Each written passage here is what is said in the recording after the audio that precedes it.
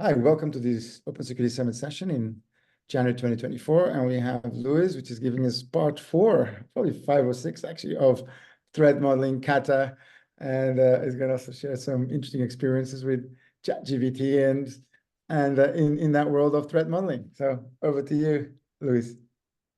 Thank you very much, Dennis. So let me introduce myself. I'm Luis Servin. I've been working on threat modeling and on the information security and application security space for a long while. I started threat modeling back in, I don't know even exactly when it was, 2009, 10, around that time. Working as a consultant for an airplane constructor in Hamburg. I have analyzed IT systems, OT systems, factories, production systems, automotive systems, IoT systems. And I have come to realize that threat modeling is useful everywhere. And it shouldn't be hard to get started, but sometimes it's really difficult to get started because you are dealing with sometimes imposter syndrome, sometimes you're out of your comfort zone, sometimes, very oftentimes, you drop in to a development team who has no idea about your existence, and you want to help them and assess their system, and you have to come to a conclusion relatively fast, and you have to start somewhere without making a fool of yourself. You might have heard of Adam Shostak, Isar Tarandaj, Tony Ucedaveles, and many other people doing threat modeling.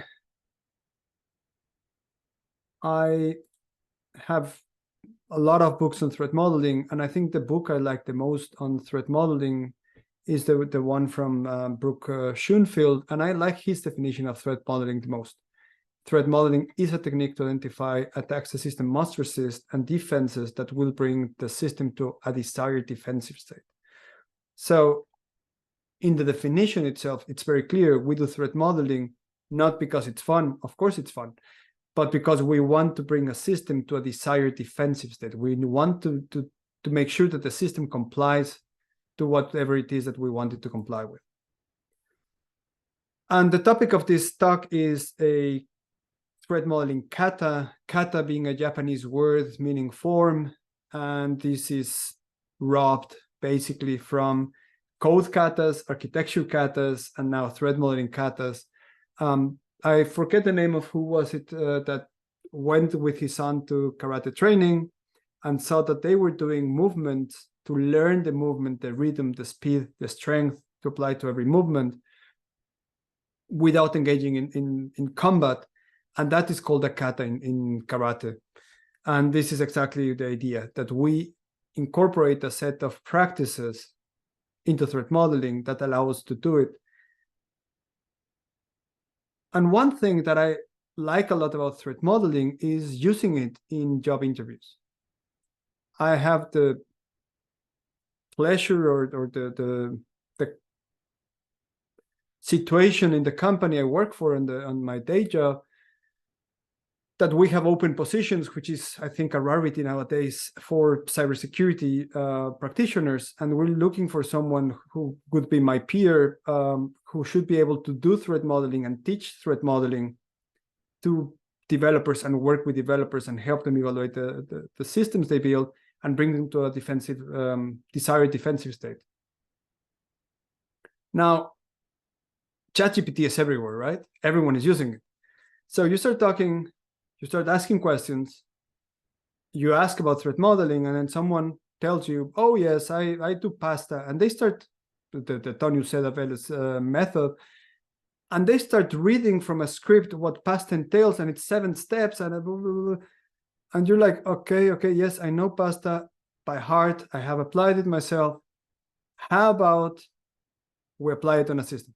How about you demonstrate your understanding, your mastery of threat modeling using pasta with this quick exercise? And to be honest, I'm very lazy, so I have been using the katas that I have created for the Open Security Summit, as my interview questions. I basically take a small system, a few interfaces, a few users, put it in front of the candidate, give them a couple of minutes to read through it. And I don't care about the answer so much, but about the questions they ask, about the thought process, and about the clarity with which they build threat scenarios.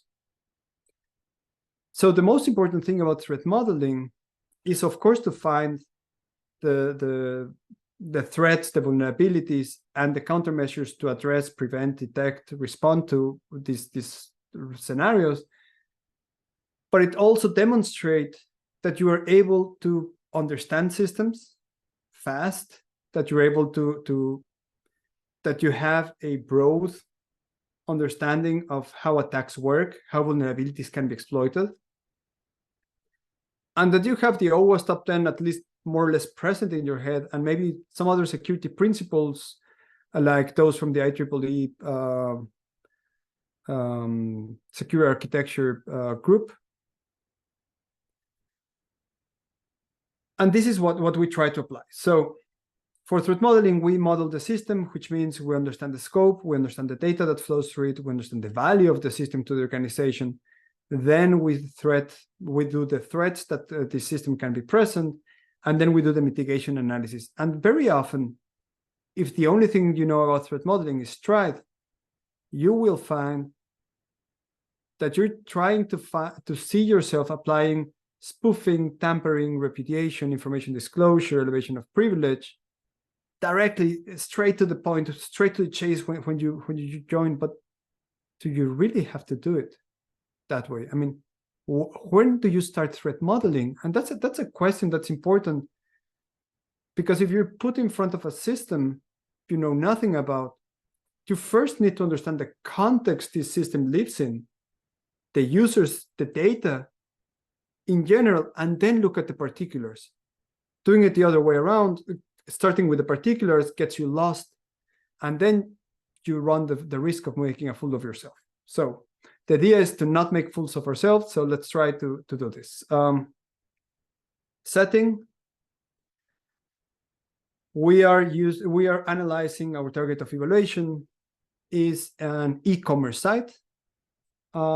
It's the serverless backend of an e-commerce site. We're not looking at the front end, we're looking at the backend. So we can assume, for simplicity's sake, it's a React single page application hosted in CloudFront, and CloudFront is serving it from an S3 bucket, just for simplicity's sake.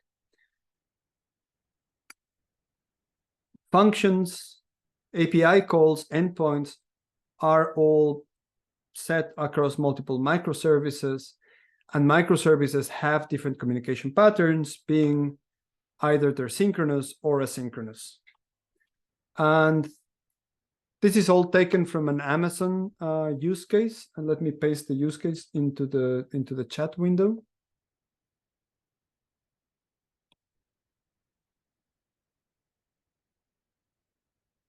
So this is I have it open because I will be referring to it later. Let me see if I can get the chat to appear somewhere. Chat to everyone. So this is the example architecture I'll be analyzing today. So we have microservices. Our microservices basically inform us that we have users, which can log in and log out, products, orders. The microservice orders make synchronous calls to the microservice products, to the microservice delivery, and to the payment microservice function validate. So basically validation calls to make sure that the order can go through. Once the order is created, this triggers an event in which the warehouse package process starts. If the number of products in the package is not the same as the number of products in the order, we need to update the order and modify the amount of money we charge the customer, because we do not want to charge the customer for things we did not deliver. Once the package has been created, if the payment didn't go through, we cancel the order. If the payment went through and the package was complete, then we send out to delivery. Delivery has two states: either the order gets canceled before we can deliver and then everything goes back to the warehouse, or we deliver the order, or delivery failed, sorry, we deliver the order and we mark the order as complete and the payment as processed. So that's in general what we're trying to assess. And the first thing when we look at this is, where do we start? So I have my window chat open in case you want to participate. I think the microphone is muted for some incidents that might have happened in the past. Let me see if I can put this out. Maybe not, but I can I collapse this? So I was trying to work with ChatGPT because last time I was working with ChatGPT in the previous scenario, and it was doing not bad. And I asked ChatGPT to help me create a diagram, create the elements, and ChatGPT basically went lazy on me and started not to give me what I wanted. I mean, I'll show you the script and then we can continue by hand. I will not be using ChatGPT today because I'm not happy with it. So basically I told ChatGPT to not be lazy. I even have read that if you promise to give it a prize, it will do a better job. So I told him to please do please draw the full diagram with the elements and everything that I wanted. And nah, it didn't. It started choking, so I told it to remove images. It still choked and told me like, yeah, well, now go and do it for yourself. And then I tell it, okay, go and do it at you go and do it. And it's like, nah, I'm not gonna do it. So we spent a bunch of time doing it, and then I got tired of it. So today there's no ChatGPT. And I think it's okay to not have ChatGPT every time. It's also necessary to understand where to start, because there are things that ChatGPT will not give you. I mean, we can try to program the ChatGPT bot and to do these things, but the first place where you start is when we look at the data flows. We need to understand. Second. All right, there it goes. So let me take this out, collapse that window. Okay, so I have put the same information on GitHub. I have not yet committed it, but it will be committed to GitHub. Give me just 1 second to commit it, and I will commit it. Based on this image that we see on the right-hand side, I try to assess which data assets we will be processing. Why? Because if we do not know the value of the data that we're processing, we cannot possibly make a recommendation on how much time and effort to spend analyzing the system, and how much time and effort and which kind of countermeasures, whether they're commensurate to the risk. We cannot have a risk assessment if we do not know the impact, right? So data assets from our users, because we have a login, we have name, email, address, payment data, password, and phone number. So the one thing I know about passwords is I don't want to manage passwords. I don't want to store passwords. I don't want to hash them. I don't want to do anything to with password. If I can delegate this to some service that can do it for me, I will. So I would rather use Okta or AWS Cognito or something to delegate this rather than try to implement it myself. One of the latest assessments I did in the last few months, someone created a very clever Caesar cipher for passwords. And being clever does not help you a lot when you're dealing with data breaches. Now, from the operation side, the data that we need to operate the website or the backend, we have our inventory data, we have products, product types, number of products that we have, price per product, price per unit. We have the cost of delivering to the same city, to the same country, to the same continent overseas. we have orders. Orders are made of items and a delivery address. We have a warehouse where the orders will be packaged, and then we have delivery. So basically, I'm enumerating the different microservices that you can see here. And of course, I need payment Luis, processing can I just data. ask a question? Pardon? You know that the diagram you have there, right? That's not being dynamically generated, right?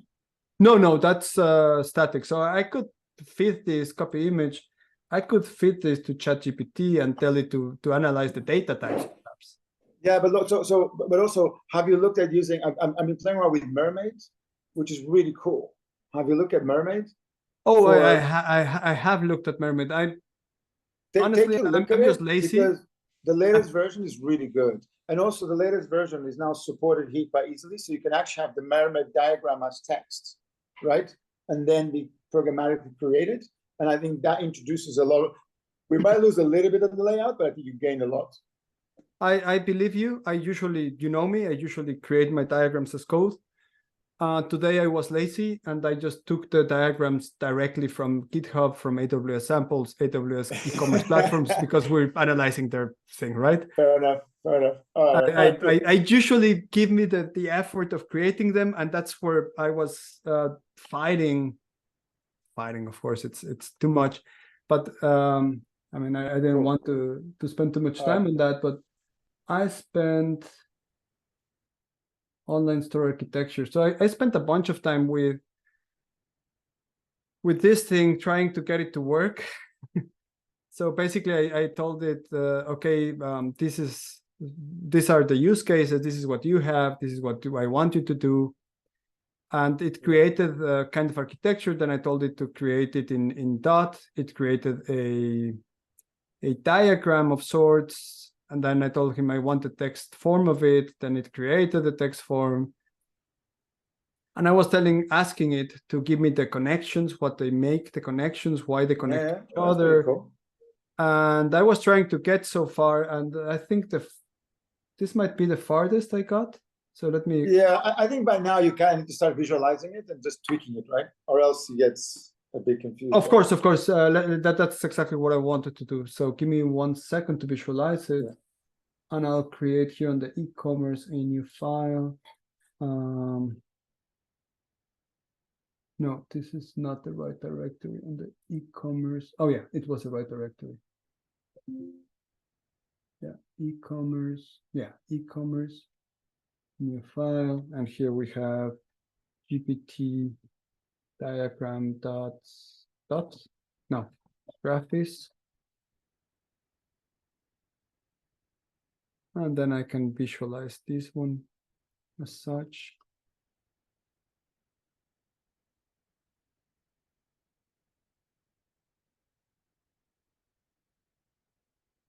So it gives you some idea of things. Now, of course, AWS Cognito will not make calls to something else. So it's factually incorrect.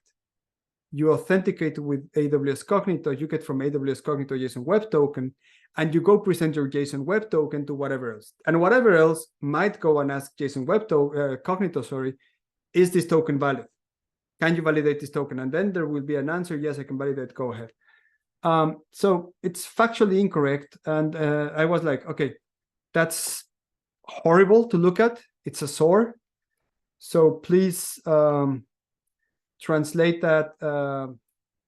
Help me understand who are the users. And then it created a user node and basically created the same story. So GPT diagram, let me create GPT diagram 2, diagram e-commerce, new file, GPT diagram 2, graphics. So it created this diagram here, and this diagram, okay, this is not the right one, sorry for that. This diagram is a little bit better because it tells the customer is using Cognito, but it still keeps Cognito as a gateway, which is not. Cognito is not a gateway. That's why we have a, I don't know, API gateway, for example. So it was not great. And then I told it, okay, please, I want to use the C4 notation. This is the template I want to use for all the nodes.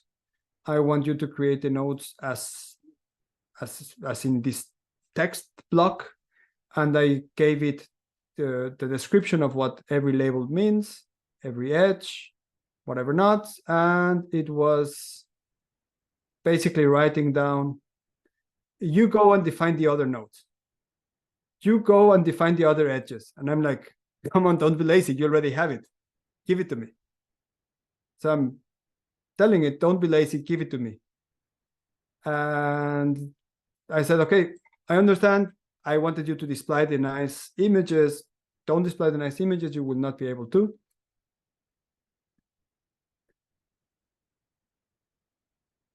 And again, it was being lazy. And then I told it, okay, now add the other edges and nodes. Got better. I want all the services involved. It was still missing things. And at this point, I just gave up on it. I can't take it anymore.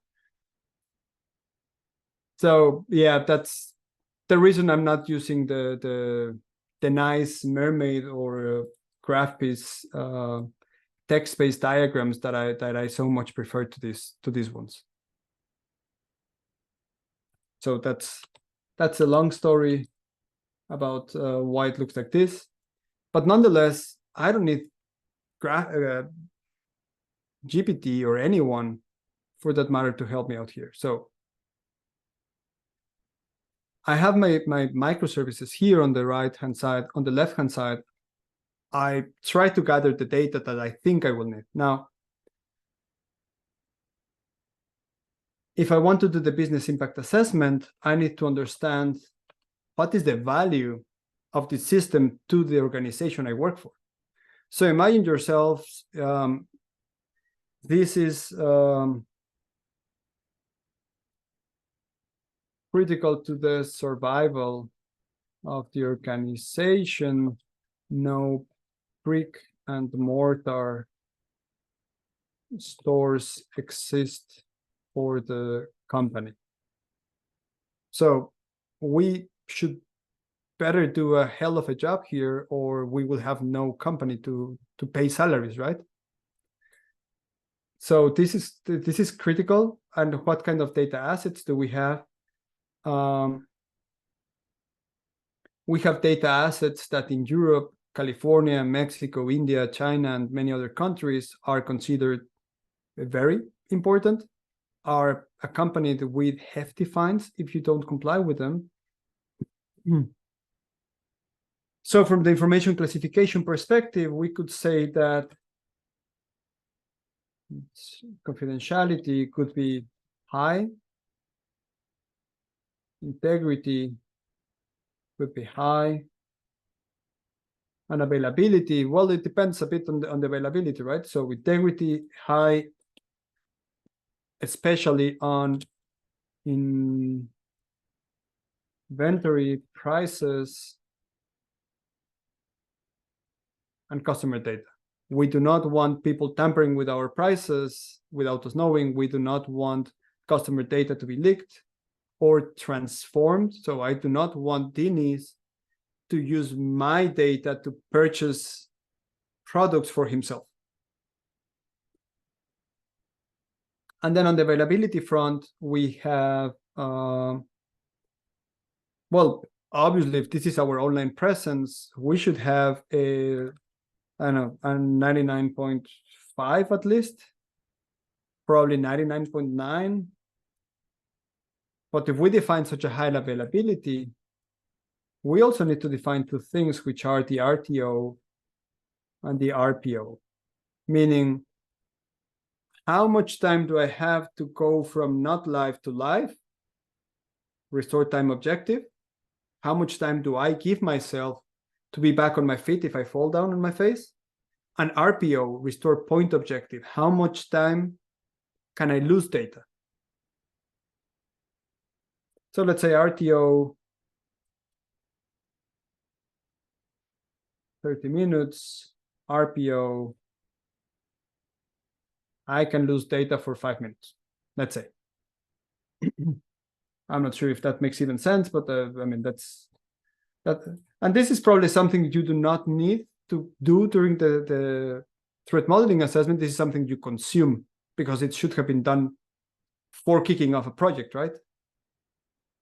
Companies usually classify their things before they go live. So with that said, we understand what we're trying to build. Now, I'll try to zoom in a bit. So we can see that the API is a GraphQL AppSync application, which is directly interacting with the DynamoDB from products, from orders, and from delivery and warehouse. It is also directly interacting with Cognito and the API gateway for synchronous communication to trigger a Lambda that will, I don't know, do some magic and store data in the payment third-party service.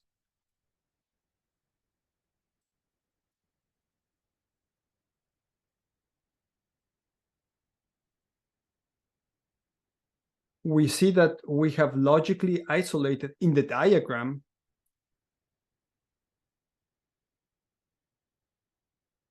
the lambdas and how they should be communicating to each other. Now, depending on your mileage, you might know that logical representations on a diagram are not necessarily matched on a technical specification on the infrastructure side. So if we go back to our report and look at this, without doing a lot of analysis, we can already say, okay,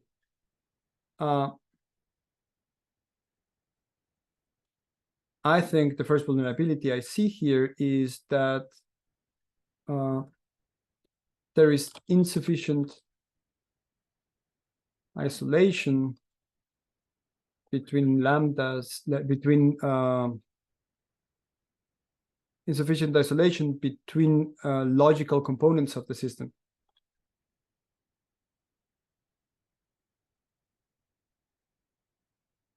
The threat scenario, of course, is how am I to exploit this vulnerability? And one way to do it could be SSRF, server-side request forgery. So I could say an attacker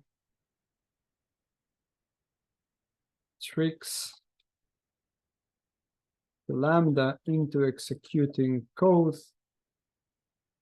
into executing a call to another Lambda it wouldn't normally interact with. So by doing that, I started understanding, okay, I have a system which might not have enough isolation. If the Lambda is connecting to another Lambda, it will be able to reach it. So what I need to do is two things.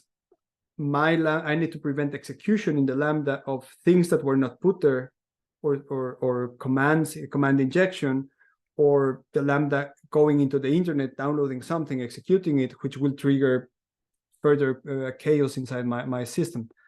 So what I need to do is isolate within VPCs, or at least security groups, all Lambdas. All right. Since we already touched on that, lambdas allow for the execution an attacker. Again, the same scenario, but now it's the other vulnerability. So one is there's not enough isolation, which would allow the attacker to go request things. The other one, there is execution within the lambda possible for a request coming from the user land.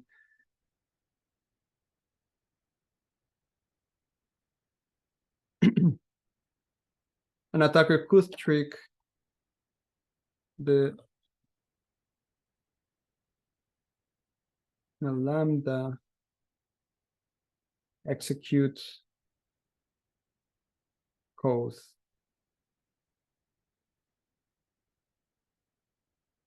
referred by the attacker. And basically here we need to do as a countermeasure, what would I do? What would you do? Well, first of all, try to identify whenever there's a dangerous call to go down from the execution environment into the OS environment. So do static code analysis to identify dangerous OS level child process OS level or child process calls and flag them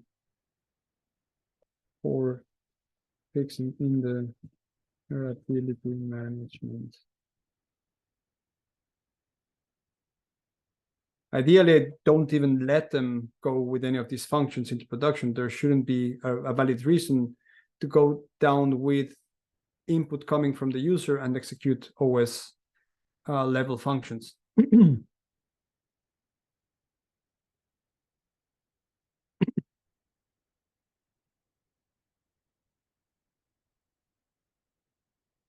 But while we're looking at this, something I was thinking of it right now, something catches my eye. So we have users. Users can log in, can log out. But where do I have my user sign in or sign up? Where do I have my user password recovery mechanism? So apparently I don't have it specified. Now, password recovery mechanisms are favorite mechanisms for attackers to steal, to take over accounts. So here we have a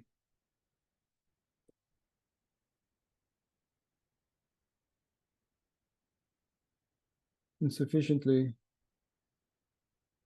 specified password recovery mechanism.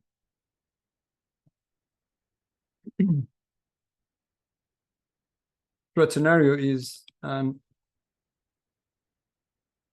attacker tries to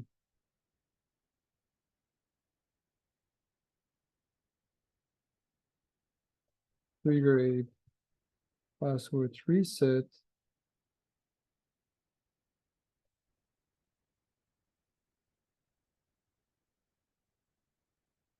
over the password and is able to reset a new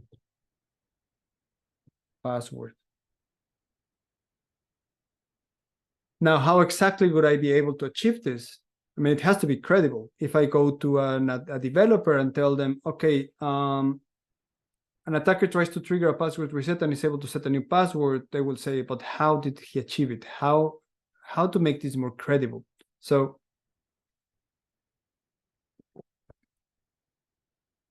here I can ask definitely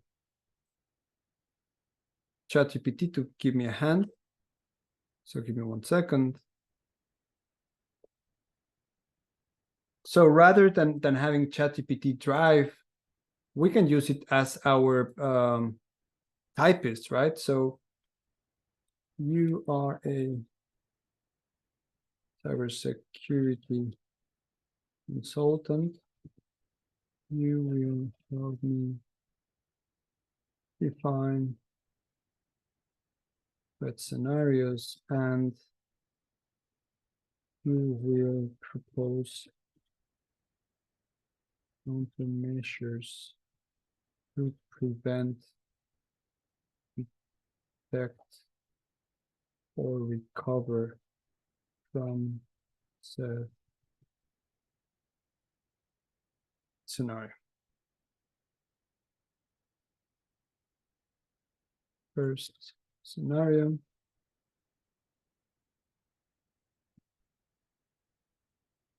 Paste it, and attacker tries to trigger until to set a new password. You will output a markdown table with the following fields. Then I can just basically copy from my own.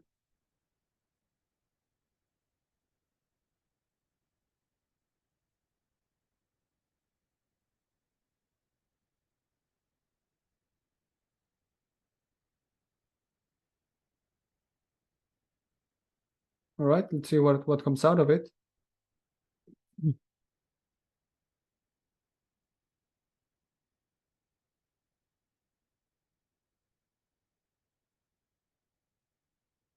Okay, let's say the threat scenario is still very high level. Now let's see the countermeasures. Implement multi-factor authentication. Now,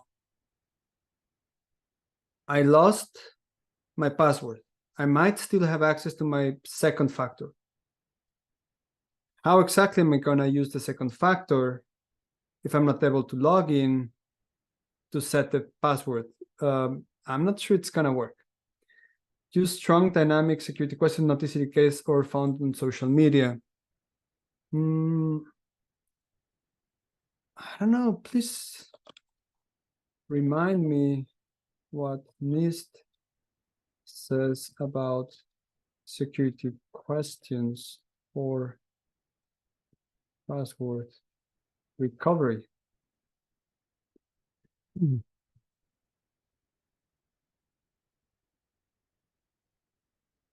Oh, they're discouraged.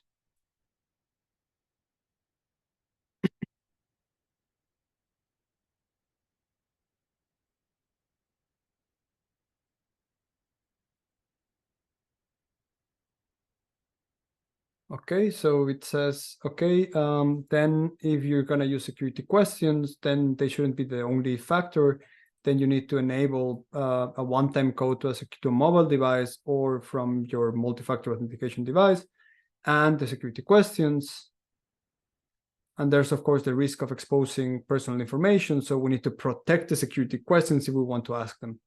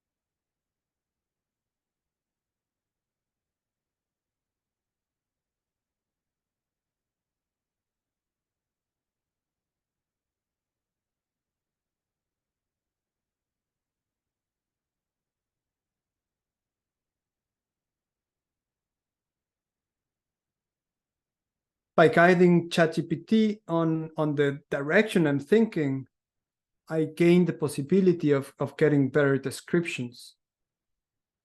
So now I can have different avenues in which this can be compromised. Now, if I'm an e-commerce provider, the most I can do is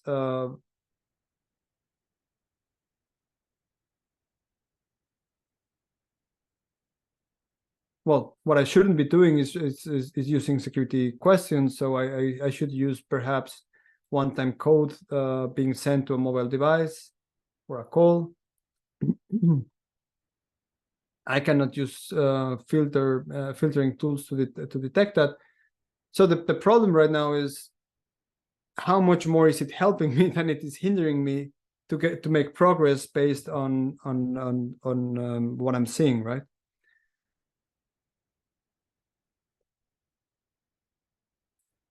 I'll just copy this much, but I'm not sure I'm satisfied, but I want to edit them here.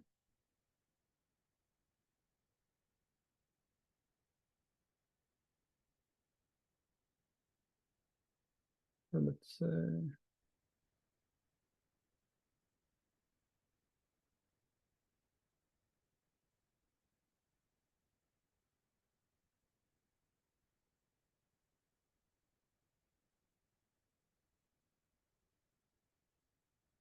an attacker gains access, whatever not.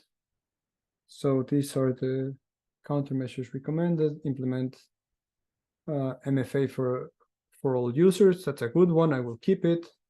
Use one-time codes or links sent to a user's registered phone or email for password resets. Notify users. Monitor for unusual activities.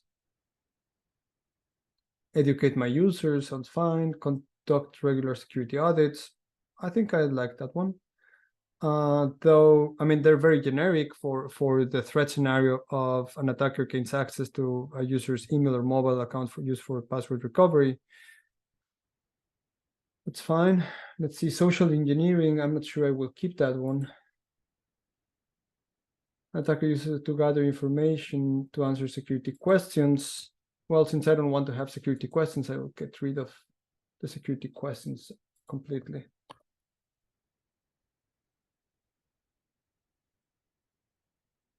Phishing attacks. An attacker sends a phishing email to trick into resetting their passwords. Useful to detect and block phishing attempts. Well, I cannot use it, but I can definitely add MFA. Oh, I forgot to add the 1 or 3 or whatever number we're at. 4, 5.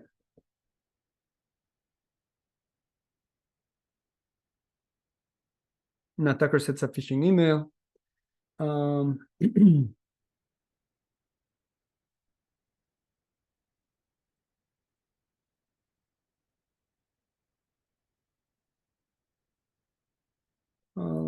To identify and report phishing, I don't have to report the phishing emails because they're my customers. So regularly conduct phishing simulation to your own employees. Well, I can do that for my own employees, but that's not what we're discussing, so I don't have to do it.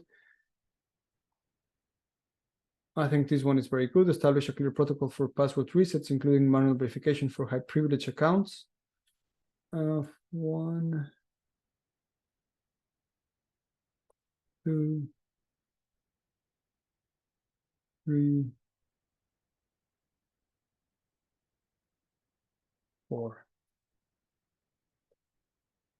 So I can enhance my capabilities with ChatGPT. What else can we see? So if I look at this, users login, users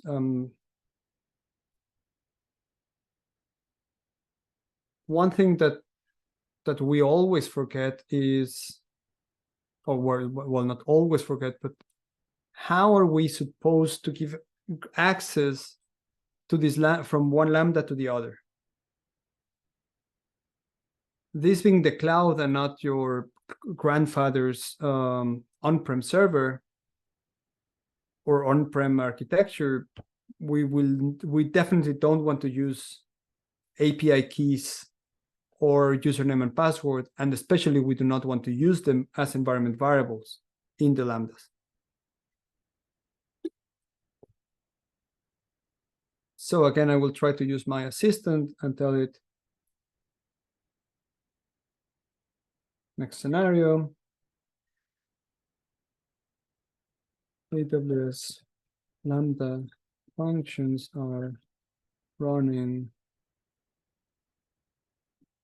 have high value credentials, secrets in the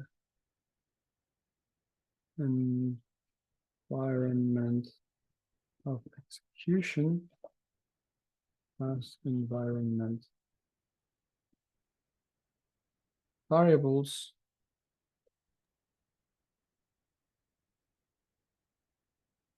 which might lead to compromise of other cloud assets that Lambda has access to. So let's see what comes out of it. So it is able to tell me that that everything is exposed in the execution environment. It's replicating the threat scenario, but it's helping me with the countermeasure. So AWS secret managers or parameter store, implement least privilege access, regular audits, encryption at rest, rotate credentials, code reviews and static analysis, Lambda environment variable encryption. Oh, that's a new one. I didn't know about it. Is that the thing or is it hallucinating? I would like to know if that's a thing. Oh, nice. Okay, encrypting them at rest, but not in transit.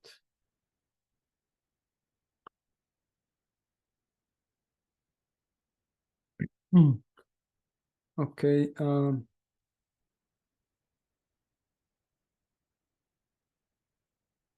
Now, the thing that worries me that it did not add, it did not recommend using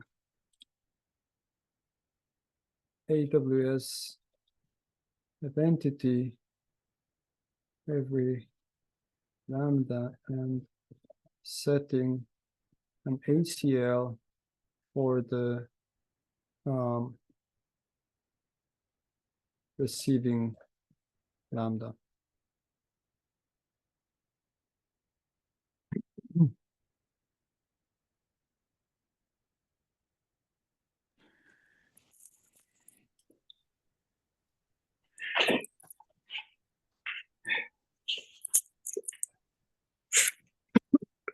So this is really cool, man. So one of the things that I feel that we kind of need in the next sort of generation of this is how to make these a lot more interactive, right? You know, because what I kind of like about, you know, for example, what you're doing is that if imagine reading this from when, you know, for let's say a security champion or somebody is doing a threat model, is much easier to help, right? It's much easier to find, oh, what about this? What about that? Or it's also much easier to see, oh, okay, so they already asked this and that and that and that question, right? Where's the blind spot? Because that's what happens when somebody has more experience doing threat models, right? You kind of have the gotchas and you got that thing. And then is how can we start to package this so you arrive at that conclusion kind of faster, or you start already with, you know, one of these scenarios and then going, okay, so this is now what my new scenario looks like. I completely agree with you. I mean, there's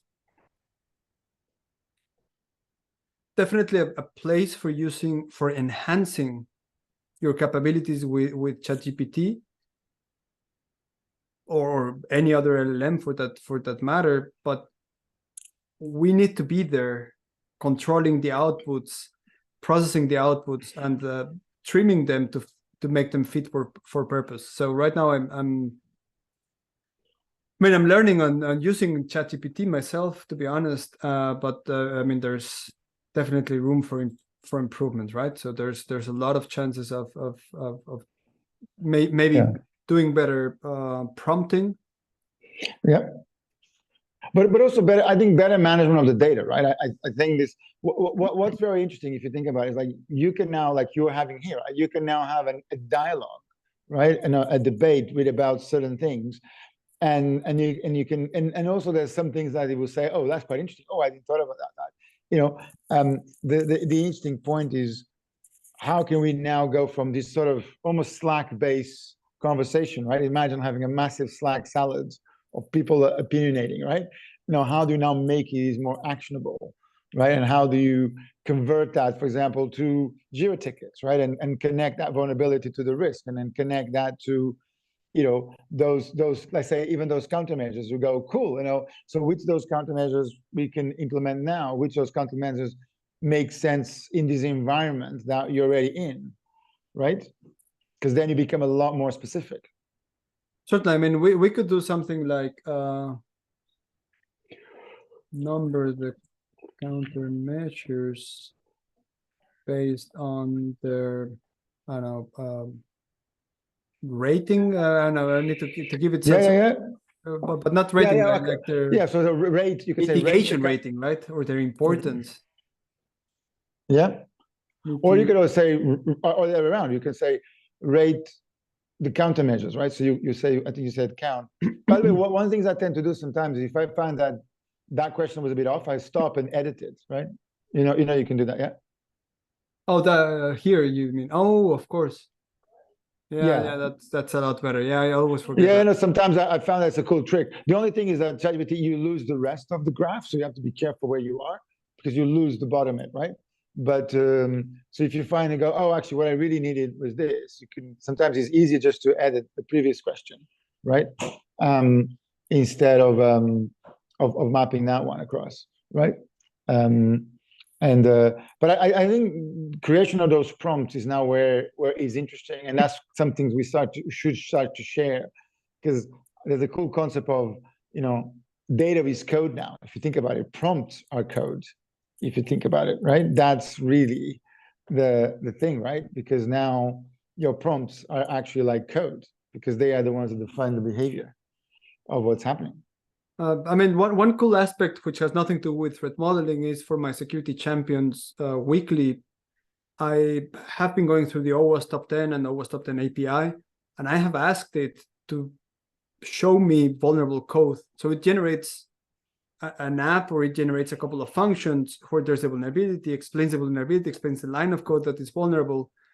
And then I work with it on how to fix it. And it helps me, takes me by the hand and starts fixing it. So I can have a discussion with the developers without having to go look for something else. I mean, I can always try the use shop or something else, but I have to spend a lot of time finding the concrete vulnerability. And that gives me an immediate one file with a vulnerability. And then things like IDOR or these other things that are a bit more difficult to explain are a lot easier to explain when you have customized code examples, right? Yeah. But I mean, really, this is really cool. I mean, this is fantastic, but I think I'm not sure if you're using it or if you have ever used it, but using threat modeling katas or exercises of very low-level systems, very easy systems with artificially introduced vulnerabilities are great means for doing job interviews. Yeah, no, that sounds, yeah, exactly. And I agree with you. So, no, that's definitely, sorry, just give me a second. That's okay. Actually, I need to jump in another session. I know. Time's up. So this is but it. this is really cool, great evolution, you know, and I think and it's definitely one of the areas I'll say here. I feel that especially with Open Security Summit, it's like there's such an amazing audience that should be reaching out to some of these sessions. And one of the things I really want to figure out too is how to start to break them down and then use ChatGPT to kind of connect the dots, right? So it's almost like if you listen to the rumors, apparently ChatGPT 5 has video capabilities. Yeah, maybe, yeah, but you still have the audio. I think you still need to process a bit. I feel, yes, maybe that, right? But I feel there's a, it's almost like that will augment the kind of workflows that we need to put in place. It's a bit like which sessions you should go and watch, which 10 minutes, which blocks of 15 minutes you should go and watch from the videos that got created, right? And your sessions are a good example of, you created such a great set of materials. The challenge is, how do we make that reach the right audience, right? And I think we close, and that's why I think a lot of these sessions is like we really creating a lot of great materials for the future, because I think there's going to be a nice path here for somebody to watch the sessions in a much more consumable way than now, where, you know, it's quite a bit of a commitment to follow all the sessions. So I know it's sometimes a lot, right? But yeah. So let me share the GitHub, not in front of everyone, sorry for that. The directory where I keep everything, so that it's part of the chat. Cool. Threat modeling. There it is. So this is